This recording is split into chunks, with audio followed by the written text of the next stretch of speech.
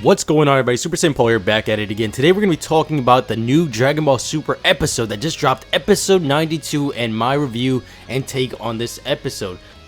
Alright guys, so basically, the thing that everyone's stressing in almost all of the universes covered in this episode, which is Universe 3, 11, 6, and 7, is that there's only 3 hours until this tournament starts. Now everyone's gathering their fighters, everyone's making sure that the teams are set, making sure that their worlds are prepared for any type of attack on them while their main heroes are gone, as well as making sure that everybody's survival ready. So we see that Boo fell asleep and he got fat again, and that's the thing, he lost all of the shape that he got. Remember when he looked like Super Boo after all that training?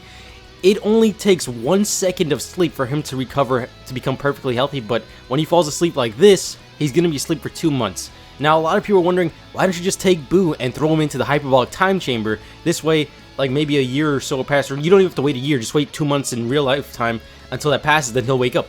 The problem is, Vegeta exited the chamber and he kind of blew up the entrance, so that's out of the question. They can't use the hyperbolic time chamber to wake up Boo, and that's the problem with that. Boo is out of the tournament. Now, they're 1 fighter short, and if you don't have 10 fighters, Xeno's not going to be pretty happy with that. So, you have to have 10 fighters. It's a requirement. You cannot enter with 9, and that's what causes them to have some desperate acts. So, before I talk about that desperate act, we look over to Universe 11, and Kisara and Toppo, the troopers, they're preparing for that hour when they leave for the tournament.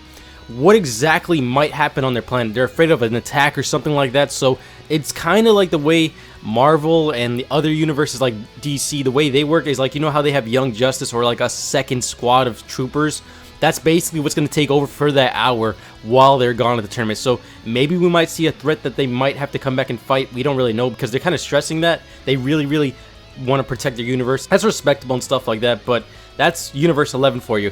In Universe 3, the Machine Planet, which kind of looks like Cybertron in my opinion, it's kind of like a whole planet full of Magetas from the tournament, the original tournament with Champa. Basically, all of these machines have been upgraded to survive in the tournament, like being able to hook on to like the wall or something, or use suction cups to hold onto the tournament without getting ringed out. Things like that. It's not really too big of a threat in my opinion. I still don't view them as one of the biggest threats in this tournament. It's still Universe 11, and it's basically Universe 7 versus 11 in my opinion.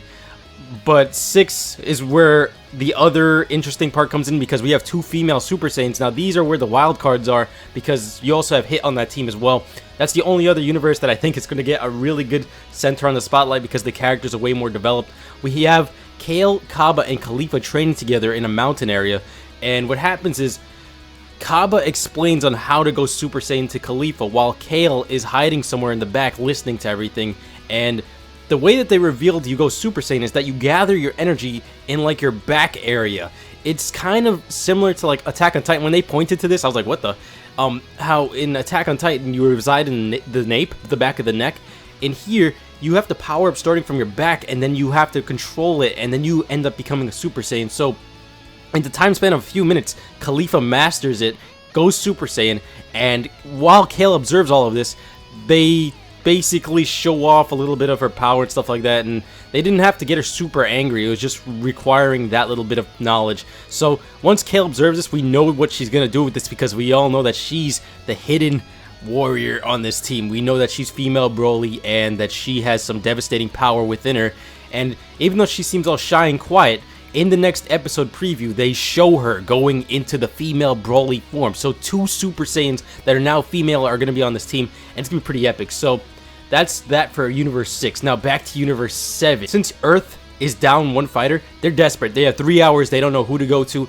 And one thing that's kind of ironic here is that since all of the best fighters are on planet Earth, because Goku basically killed all of them by destroying the Frieza army, Beerus brings that up. He was like, yo, you guys defeated Frieza army. There's no one else in this universe that we can look to besides from planet Earth. And this sucks because we don't have that many fighters that you guys didn't already recruit. And when he mentions that, Goku's like, we need to get Frieza. And everyone was shocked. But in the next episode preview, we see Goku going to talk to Frieza. Frieza has the halo over his head, and we know that he's going to get Baba to bring him back for 24 hours. And it seems as though he agrees, because he shows off his golden Frieza form, and they're like, we need you to be the most evil you can. Because Frieza is a very strong person right now in the series. Even if he's evil, he's still insanely strong, Super Saiyan Blue level. So it's going to be very interesting to see this loose cannon on their team. It's probably one of the most interesting picks, and I actually kind of like it because everyone's reaction was just like ours. We're like, Frieza? Why would you bring back Frieza? And I like this because it adds a little bit of a little sense of urgency to the team, and it makes you want to keep your eyes open and aware all of the time because you never know what this guy's going to be up to on their team. You never know if he's going to backstab somebody. You don't know what he's going to do. If he's going to have a different character arc and finally become a good guy, because Goku does that to all of his villains almost. But that's just my thoughts and opinions on this episode. That's basically the rundown of everything. If I was to give this episode a grade, it would probably be an 8 out of 10. And yeah, next episode we see the unveil of Frieza and Broly. Make sure you guys smash that like button for me, subscribe for more, and hit that notification button to become part of the notification squad. I'll be seeing you guys next time. Take care.